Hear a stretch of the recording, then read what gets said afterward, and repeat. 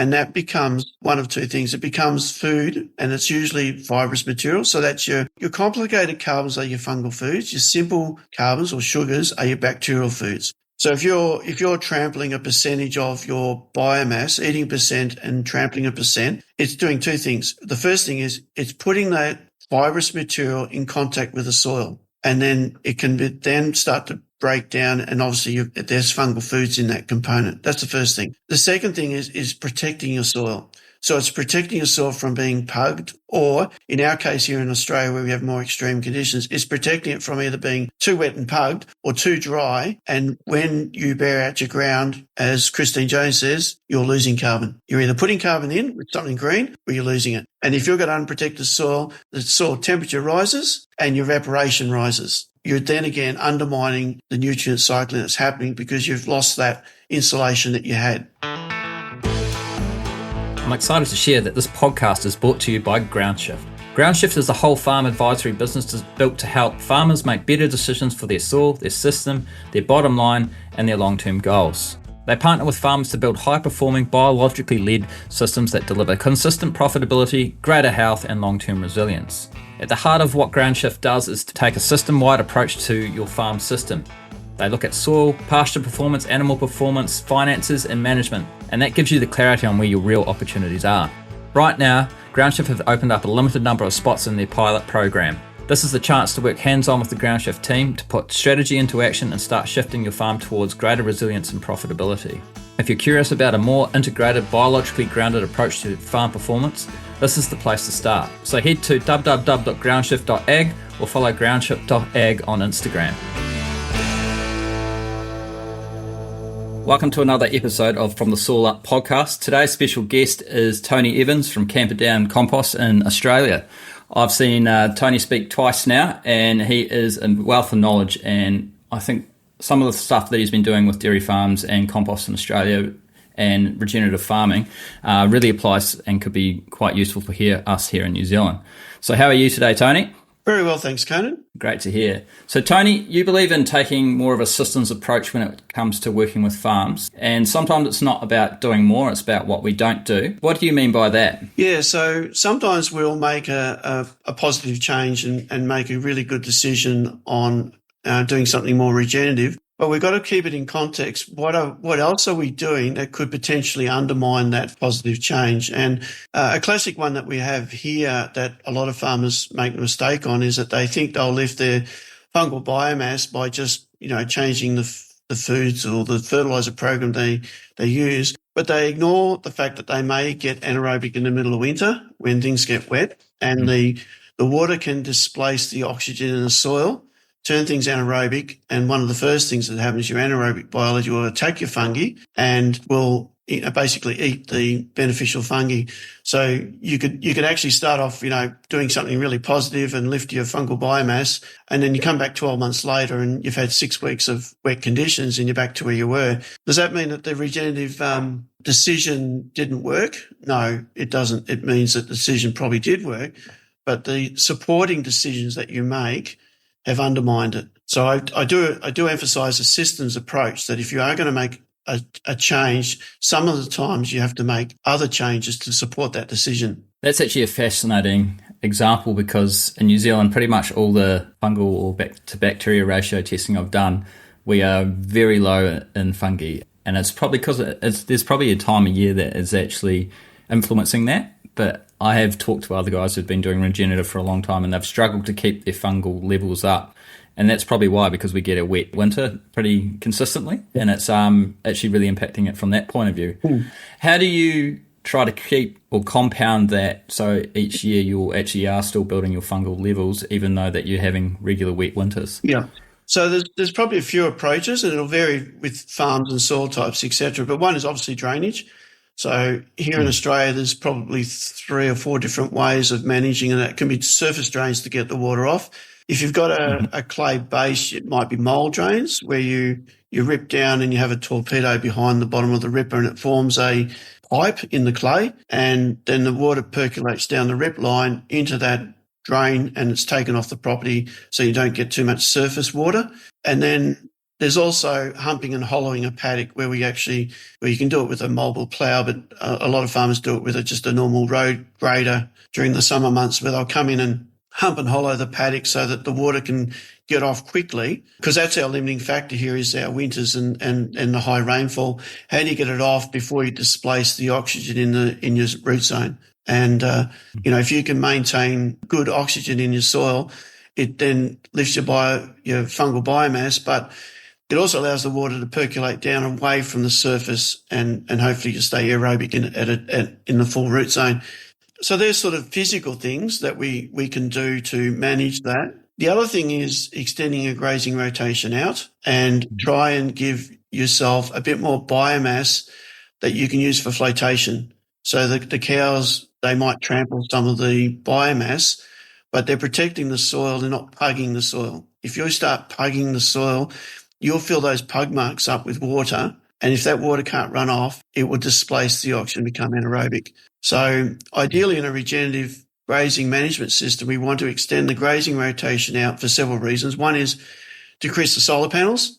We want to be pumping as much liquid carbon back into the soil as we possibly can. And secondly, we want to protect the soil profile so that it can still run off and we don't pug it. There's some absolute gold in that, Fer. Before we get into this any deeper, Tony, do you mind giving us a bit of an intro on who you are and a bit of a background on what you do? I started off as a 17-year-old doing what's called a farm apprenticeship here in Australia, working on a dairy farm. It's a 4-year course. There's 3 years where you do 1 day a week of study at a local ag school and then work placement the rest of the time working for a particular farmer. I became the Victorian Farm Apprentice of the Year from that, so that's all farming sectors, not just dairying. And I spent 3 months in Minnesota working on dairy farms in Minnesota. There was 2 dairy farms and a pig farm, so it was a month on each of 3 farms as my prize. And I finished up having my 23rd birthday in the US, so I was only relatively young. I'd bought a couple of 250 acres when I was just turned 21, and I was doing a farm apprenticeship, which is not a highly paid job. My wage was $100 a week and my repayments were $100 a week. And I was running a girlfriend, fortunately now my wife, so it was time well invested. But basically I used up the little bit of money I had for a deposit, and then I had to borrow money from my father to put water troughs in and repair windmills and get it going, and then put agistment on because I had no cattle. So I think I showed a bit of initiative when I was relatively young, which helped win the award. And then when I got back from America, we got married and went share farming. We bought a herd of cows, and we milked about 100 dairy cows, built that up to about 220. We milked cows for about 9 or 10 years, either share farming or leasing a dairy farm. So that was in 1998. So we've been running a commercial composting facility for about 26 plus years. And in that time, I started to learn about regenerative farming and how to use compost, and met Elaine Ingham in 1999. And we've had her out on 3 occasions. We've run seminars with her. And that was really the start of our journey down the regenerative pathways back in 1998, and then with Elaine in 99. That's awesome. So what led you to go down the compost route from farming? It was a bit of it's funny how things work out, but my father worked for a printing company in Melbourne, and he was doing all the printing work for a company that was trading in worms. We initially set up a worm farm, and then we got a contract to take the sludge from Fonterra, which was back in those days Bonlac, who've since been bought out by Fonterra, and we found that we had to pre-compost. It was too hot to put worms in. And then when we met Elaine Ingham 12 months later, she said a good compost is the same as a good worm cast. And we thought, well, we've got to pre-compost first. Why have 2 steps when we only need to have 1? So we sort of shifted from being a large-scale worm farm to a compost facility within 12 months of setting it up. So that's where it came from. It came from the fact that we'd got out of dairying and we still had our own property, and we decided to set up some worms as an income source with the intent of selling the worm castings into agriculture, and it sort of evolved from there. That's fascinating. So you've obviously been in the compost game, working with farms for a number of years. Have you seen an increase in uptake or understanding of the value of compost? Absolutely. When we first started, there wasn't really anyone selling compost into the broadacre agricultural sector. And so we started doing that, obviously, because we had so much compost being made on a commercial scale. And Elaine really opened up our eyes to the fact that, yes, it can be used and how to use it in a broadacre perspective. And I think the turning point really came with about 2 years after we started, when I had a farmer called Reggie Davis approach me and say, this compost seems to be a good idea on a farm. And I went to his farm milking 600 cows. I said, well, you're crazy buying it off us. You've got so much waste lying around on your farm. You should be making your own. That's how good a salesman I am. I did myself in on the sale. But he said, well, you tell me what to do and I'll do it. And being a large operator in our region, he was used to using contractors. So I said, right, I'll do this, this and this. And he brought in a industrial loader or contractor with a loader, and they cleaned out the effluent pond with an excavator.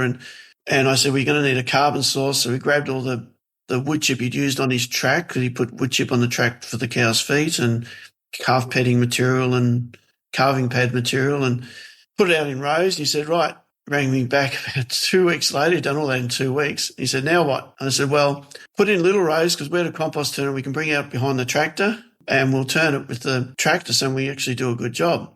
So we did that for probably 8 weeks. And once we had done that, he said, I've still got half it here. We had no idea how much he had. He had well over 2,000 tonnes. And so I said, well, let's do some trials at different rates. And then, of course, making 2,000 tonnes, he offset a huge amount of, imported fertiliser. But he also had a resource that he put a value on. And then the next year he rounded up all the material he could find over the last, 12 months. And he's been making 2,000 tonnes a year for 15 years now. And it's the same amount each year, because he just puts a value on it and puts it aside. So that sort of happened, and then he told his mates, and, went from one farm to 7 to 16 to 64 to well over 100. And that's sort of the growth we had.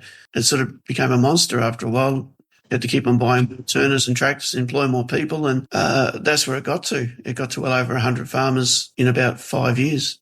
Yeah, it's incredible. I see it as like such a big opportunity here in New Zealand, particularly in our main dairying regions, where a lot of people probably don't utilise their effluent as well as they could do, or see it as the resource that obviously these farmers you're working with had. Is there any risk, because obviously he's putting out a lot of compost every year? I think most farmers would be worried, is he getting to the point where he's putting too much of a good thing on because he's putting it on every year? Is he seeing any issues around that? No. Once you've made the compost, you've made it into a stable form of nutrients. And as the material, you're tying up your nutrients with organic matter, and the organic matter is your organic carbon, is your energy and your catalyst for biological activity, which leads to nutrient cycling. So all of that is good. And, he's going out somewhere between 3 or 4 tonne to the hectare. He might pick out a paddock that is not performing as well and go a bit harder, or he might apply it twice a year. So, he might do a spring application and autumn application. So he's got flexibility there in how he uses it.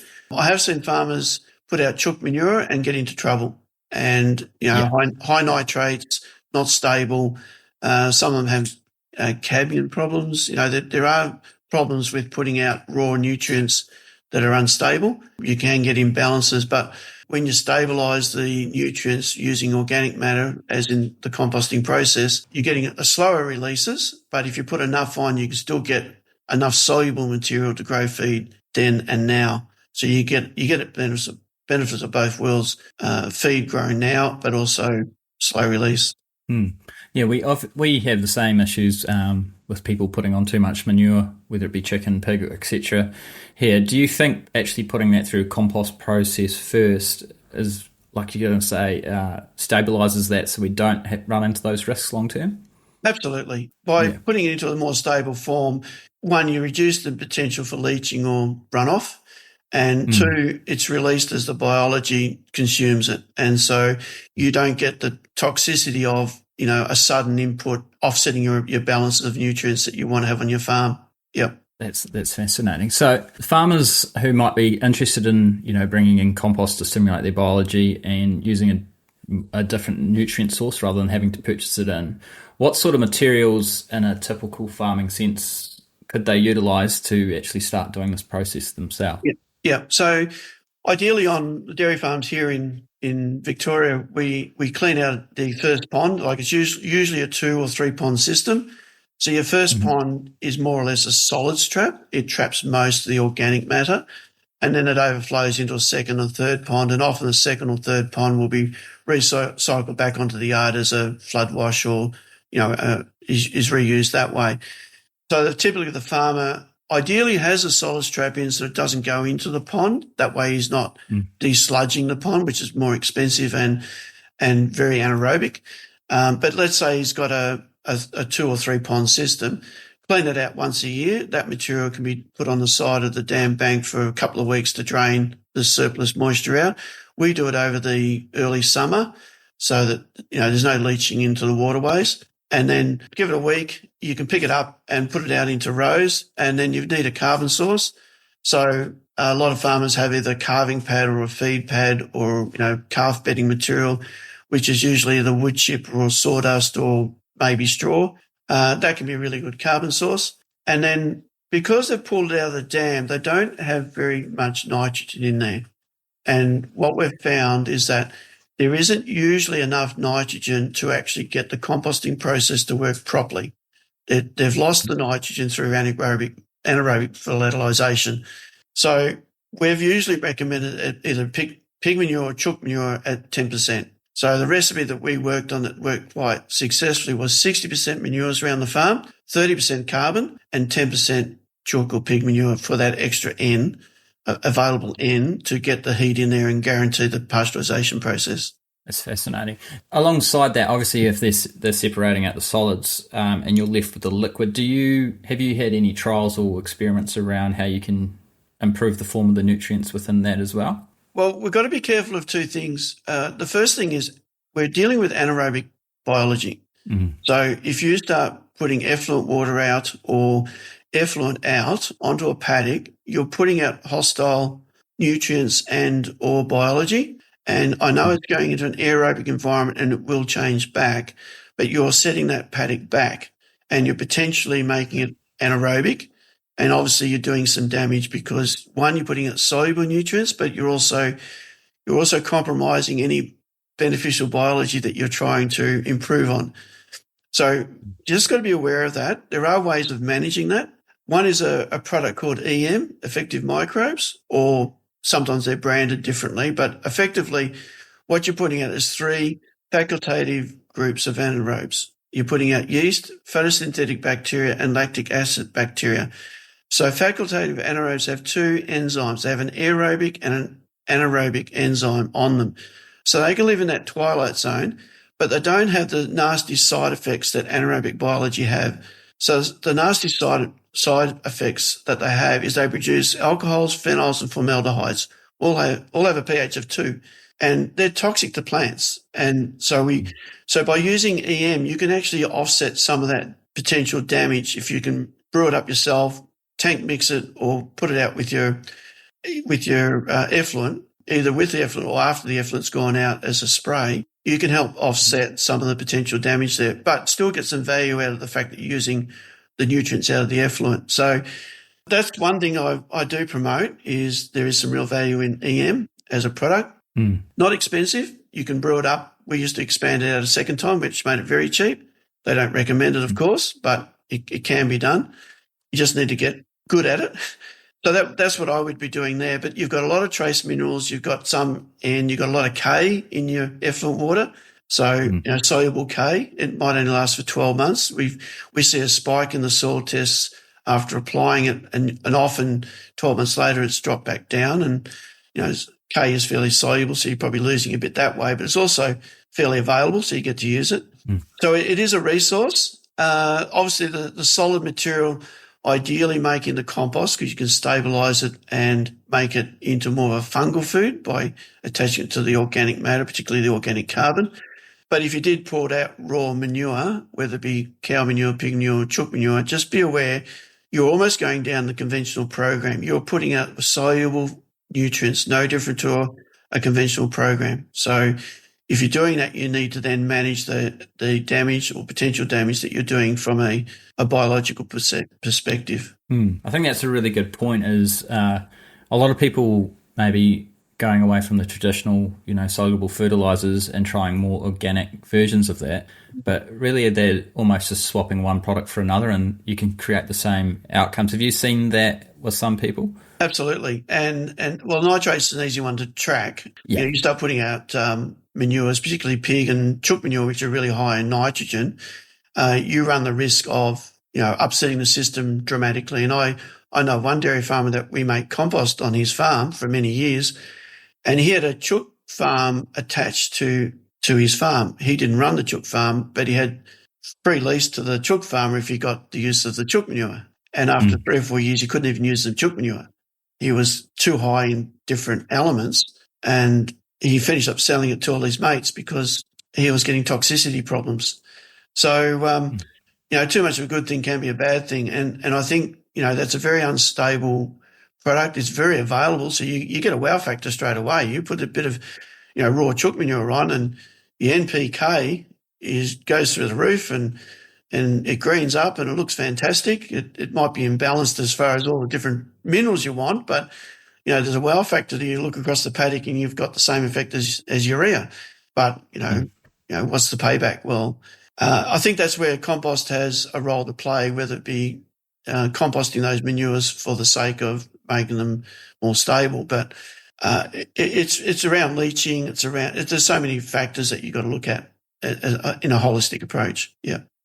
Yeah, totally. And I think also it's key to look at how the finance is set up as well. If you are doing this extra work, is it actually offsetting you bringing in exported energy from another place? So we're bringing in synthetic fertilizers, that's a cost, and they're at the market. Whereas if you can grow some of that nutrients at home, maybe you're protecting yourself a little bit from that. Absolutely. And I think the big one is commodity price fluctuation. And, if there's a war and all of a sudden urea goes through the roof because the price of petroleum goes through the roof and all these variables, and we do see quite a bit of fluctuation. It's hard to budget. Those things are out of your control, whereas you've got a resource there. And yes, it'll cost you a little bit of money to make the compost or to manage the effluent in a better way, but you can make sure that those costs are captured and managed better than the government can. And you're reliant on political outcomes,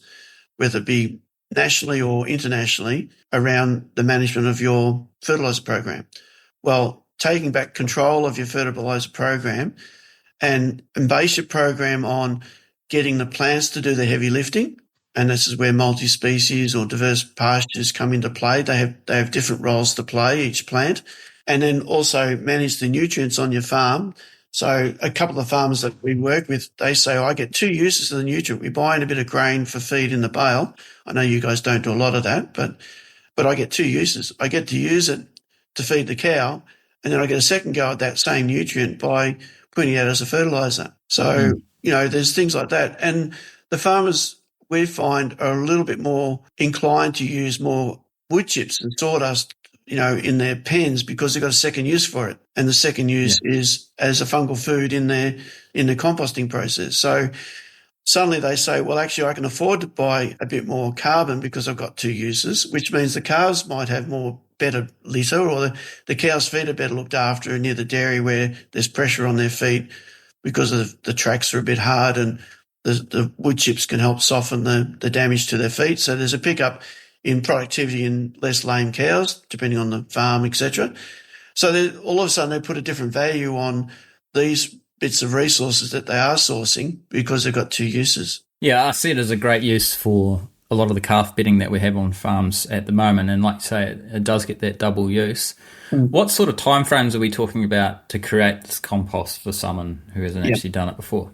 Okay, so there's 2 types of composting process that are commonly used. One is a static pile compost, and the other is in a windrow turned with a turner. So if you make it with a turner, you can do it and stabilise it in about 8 weeks. If you do it in a static pile, you're probably looking at 6 months to 12 months, depending on when you want to apply it. So there's pros and cons for both. The static piles take up less area, because you can make the piles a bit bigger, but you need to be a lot more strict on your inputs. You need a lot more carbon in there because you need to have natural airflow, because the bigger pile, you run the risk of squashing the pile and having anaerobic conditions in the bottom of your heap. So you need to just make sure you've got enough aeration in there. You can put a pipe underneath and pump some air in the bottom, and there's tricks you can do like that. With the small windrows and a compost turner, you can keep it fairly aerobic for that 8 weeks, mixing and aerating at the same time, and you can stabilise those nutrients a lot quicker. So you can sort of pull it out of the ponds, dams, or put it all together, give it maybe 4 turns over 8 weeks, and if you do it at the right time of the year when you've got minimal rainfall, you're actually drying it out at the same time as breaking it down, and you put it into a form that's very easy to spread through a belt spreader. I guess the other question is how would someone know when the compost is finished? Because I guess the timeframes may move depending on the climate and what that season is doing. Yeah.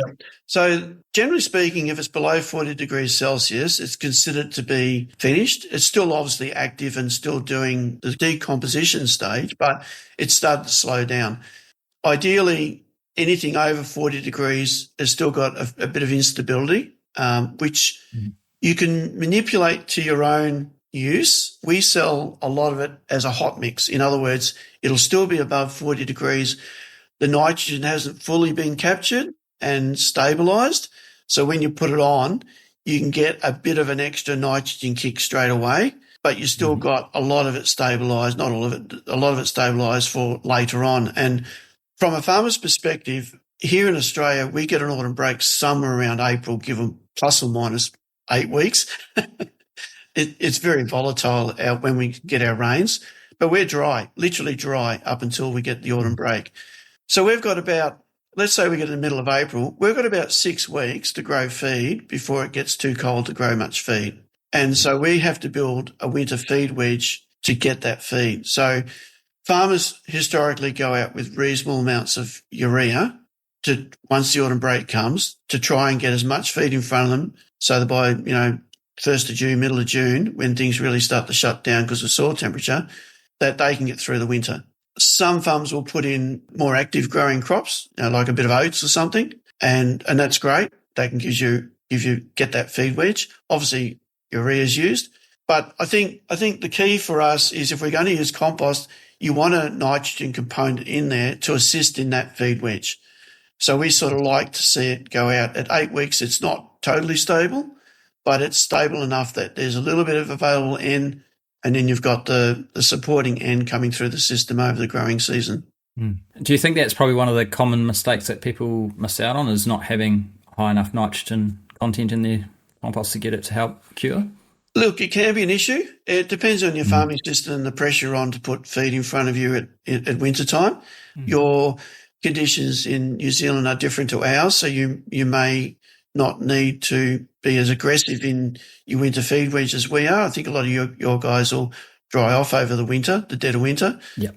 So you don't have the same pressure, whereas our growing season is autumn through to spring, and we've got almost maximum number of cows in some cases in the middle of winter.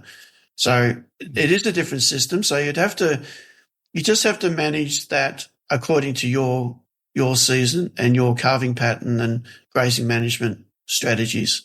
But certainly I know nitrogen is used in New Zealand, and I know you've got caps on it now, and I know some of the regenerative farms from what we saw last year are doing an amazing job in getting the amount of nitrogen they use down to a much lower level. So they're doing a really good job. You may be able to replace the nitrogen on some of those more efficient farms with just what's coming in the compost, but that's not a call I'd like to make without having more experience in New Zealand. Yeah, that's very interesting. There are some guys who are doing some very low rates to no rates of nitrogen and growing lots of grass and having quite high stocking rates. And your experience and what you're working with in Australia, if we bring it back out to more of the systems approach to the farms that you work with, is it the grazing management that is one of the big drivers for change? Absolutely. It's the number one driver for change. When we started, we had one dairy farmer, and Reg was a very good grazing management man. He was a really good pasture man. Then we went to 7 farms, and they were basically friends of his who worked on similar farming principles.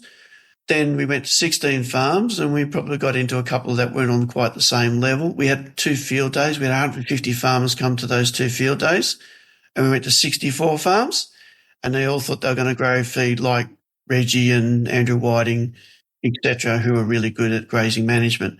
Some of them didn't. And then I had to go in and manage the damage of the fact that they didn't grow as much grass as some of the guys had that had done previously. And they were neighbours. Like, the difference was the fence. And so I had to investigate. I had to go in and see what the problem was. And I came away saying the difference was the grazing management, not the compost. The compost was being blamed because they changed out, urea and soluble P and K for compost. But why? Same rainfall, everything's the same, just there was a fence in the way. And that fence line was telling us lots. But how do you go onto a farm and tell him, well, it's not the compost, it's your management? You can't. So, but what I then started speaking at field days, and I was invited to speak about compost, and I was talked about grazing management, not compost. And I said, compost works, no question about it. I said, we've got enough farmers around doing it successfully that it works. But if you don't have supporting good other management practices, you'll undermine that. And one of them is your grazing management. In fact, that was the key one. What I found with the multi-species coming into it, 5 or 6 years ago when I really got introduced to it, working with Jade Kaloran, was that you could actually introduce more aggressive plants to help create the feed wedge. But some of them obviously had nitrogen-fixing abilities as well. But they all had performed different tasks, and they actually worked in unison, and they actually talked to each other and performed different tasks that way. So they were actually doing a lot of the work of solubilizing nutrients by dumping different sugars into the root zone. Different sugars have different signals in supporting different biology, and they were doing the heavy lifting of solubilizing nutrients. And then if you overgraze, you don't have the solar panels. If you don't have the solar panels, you don't have the liquid carbon being pumped back in the soil. So all of these things contribute to the benefit of grazing management, but ultimately getting good value out of the compost that you've made. You need to have solar panels. You need to use the compost as a catalyst for feeding the biology, but you need the supporting liquid carbon from the plant to continue that benefit that you've started. So you can't expect one to do all the work and not being supported by another activity. And then you come back to your anaerobic conditions. You need to manage your wet conditions at the worst time of the year. Otherwise, you're going to set yourself back again. So that's the systems approach, about managing the different aspects that you want to be putting 3 steps forward and 1 step back, not 1 step forward and 1 step back, where then you blame the compost or you blame whatever regenerative practice you've done. Yeah, no, that is a lot of value in what you just said there. And seeing both you and Jade speak together, it's worth going seeing if anyone gets the opportunity, because you do explain it very well in that systems approach. How do you approach, I guess with the grazing management one, it's a common issue here as well. People probably use nitrogen too much because their grazing management isn't allowing them to grow as much grass as they should be. The qualm here, particularly with dairy or even, I guess, sheep and beef farms here, is that if you let the round length get out too much, it affects the quality. So how do you approach that? I think you've already kind of mentioned it around the sugars, but yeah. Yeah. So I think there's 2 things. One is we don't want to graze out the paddock.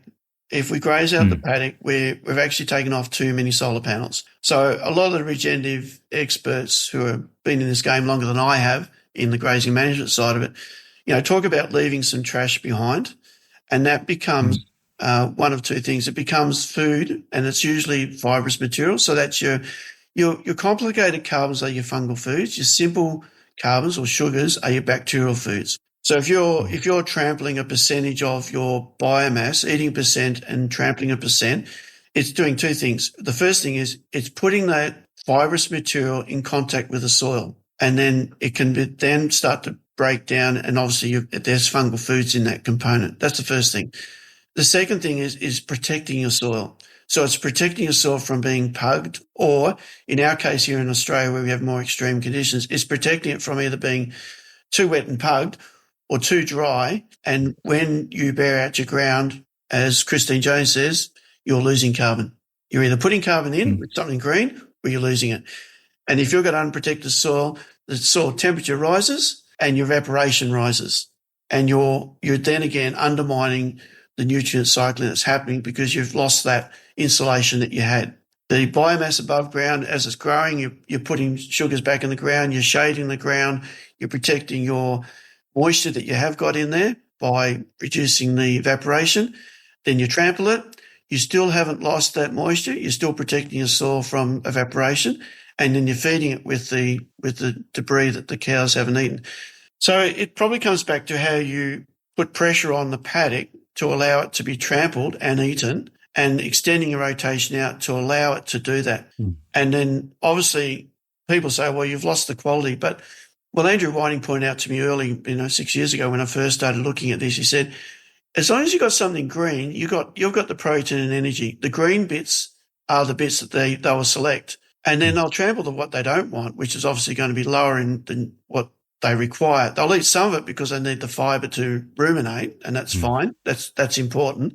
They will balance up what they want themselves, and then the balance gets trampled down. So you do get the energy and you do get the protein you require, and you just have to manage that with crash grazing or whatever, block grazing, whatever term you want to use, and then have a system where it's got plenty of recovery time. And that's the bit we're not good at, is that we historically go around with urea, follow the cows around, and we put more on to get that instant growth. And we want it leafy and, 5 inches high, which is ideal to munch off, and usually a bit higher nitrates and imbalance because we've gone in with a stack of urea, but we didn't put the 17 or 25 other trace minerals that needed to do the same thing. And we get imbalances in cow health, and we get imbalances in plant health, and then we get attacked by red-legged earth mites and all these other things, and we finish up in the moron system where we're putting more on, and we're probably a moron doing it.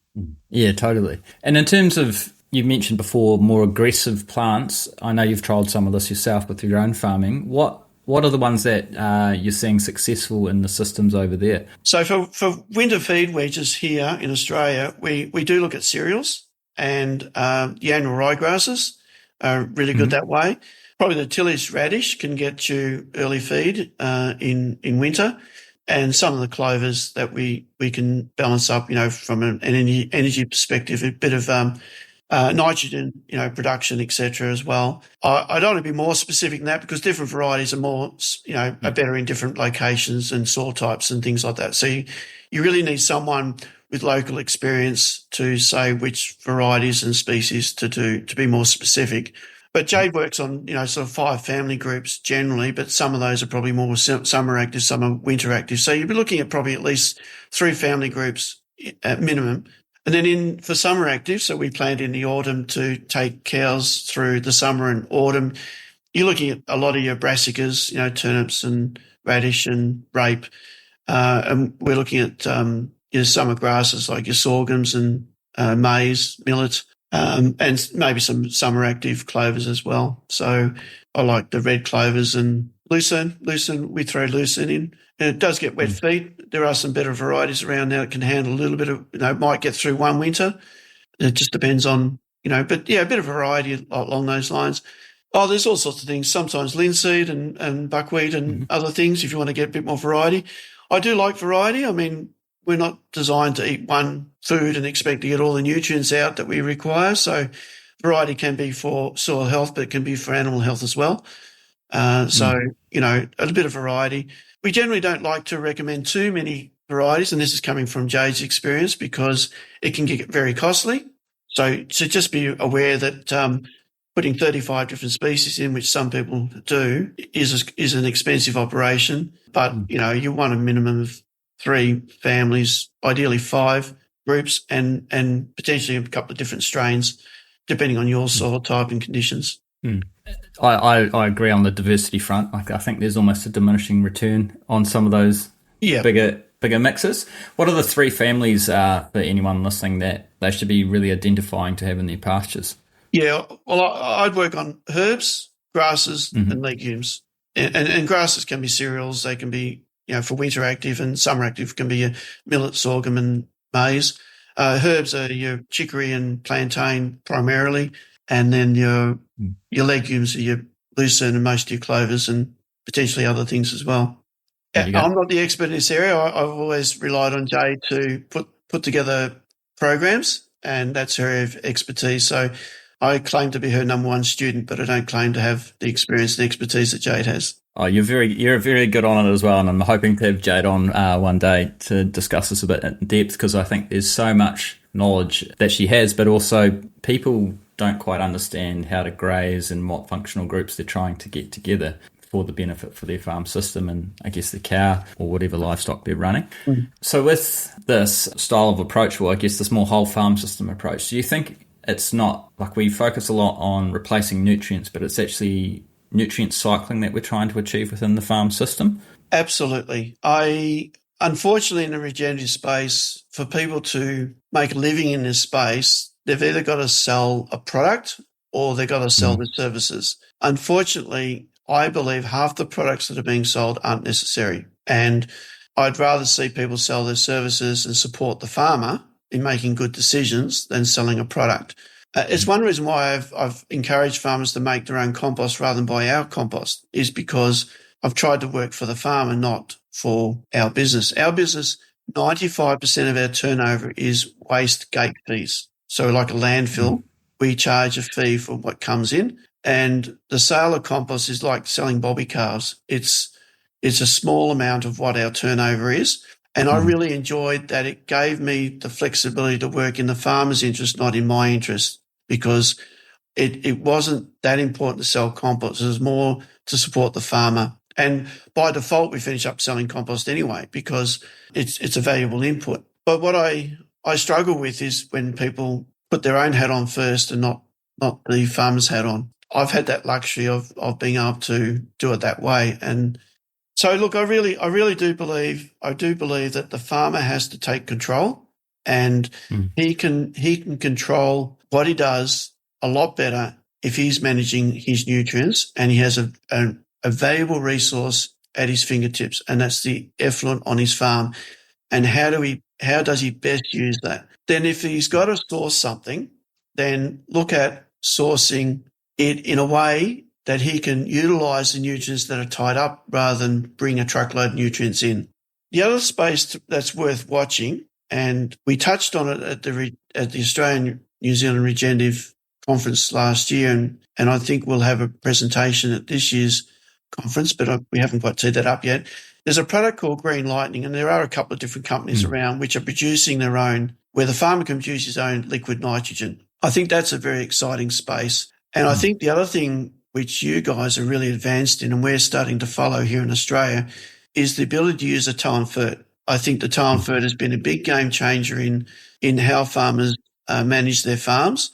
They're buying in nutrient in smaller amounts and getting the efficiency you get out of foliars and reducing the amount of granular fertilizer that's being trucked in. There's a big cost associated with transporting and spreading, storing and managing, bulk products. And I think the beauty of the tow and fert is it's made it very, very accessible, very, very easy to mix different nutrients up, foliar apply, and reduce the cost of transport and spreading costs. And that's given the farm a lot more control again.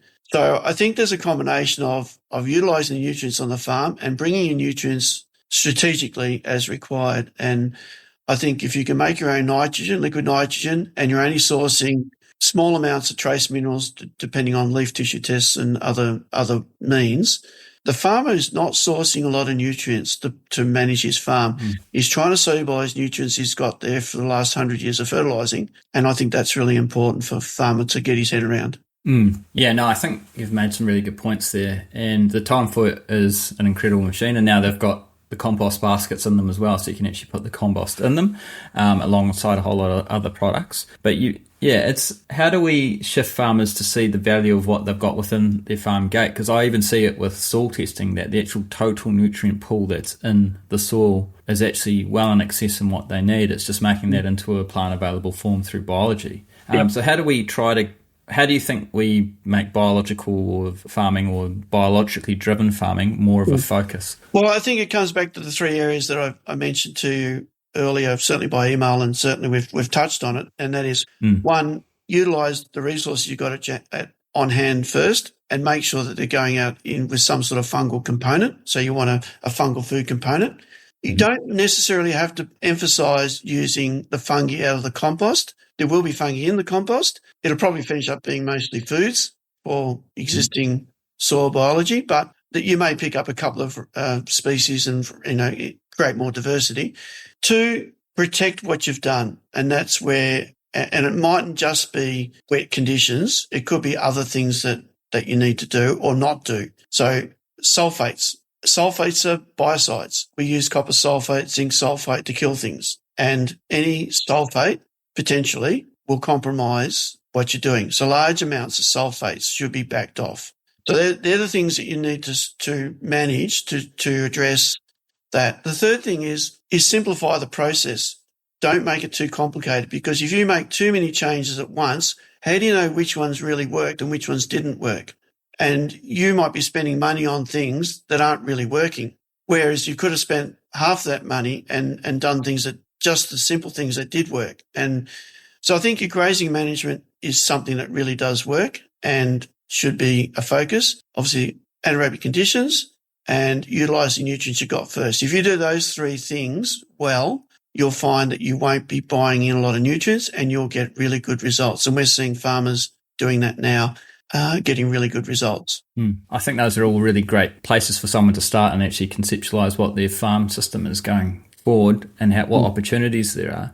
Here in New Zealand, it's probably the same in Australia, but there's a lot of different advisors involved in a farm system now because of just so many moving parts. So how do you, as a farmer, understand which first steps to take when maybe your advisors around you aren't comfortable with going down the biological side of things? It's really difficult because, we had we had a farmer and we had 4 guys on the road managing the compost on those farms. And we had a farmer tell our sales rep, consultant, whatever, he said, this is the path I'm going down. And my consultant has told me, if you go down this path, he said, I will cut you loose. I won't support you anymore. And he'd been their consultant for over 20 years. So he felt threatened by what we're doing. But I don't see it that way. I've actually developed an Excel spreadsheet, which I've had for about 15 years. And what I've often done on a new farm, I'll go onto that farm and say, have you got any recommendations from your agronomist? And they usually pull out something from last year or maybe even one from that year. And I said, great, let's punch those numbers in. This is the fertilizer program he's recommended. And in that program, it comes up with how much phosphorus per hectare is going on and, your macro elements, et cetera, and calcium and carbon, et cetera. And then I say, let's see if we can do a composting program that matches or better those nutrients. So what we're doing is we're respecting the advice that he's got from someone that he's trusted for the last 20 years, but we're just going to see if we can do it in a more regenerative way. And that we're putting on some nutrient, both available but stable, that can demonstrate to the farmer several things. The first thing is that we're respecting his the advice he's got from someone who he's valued. 2, we're going to put on enough nutrient to grow grass this year, not next year, not 10 years' time. And the third thing is we're not mining the soil. That's a question we get asked a lot. We're putting on soil conditioner is what people say. Are we putting on enough nutrient? And am I going to be losing?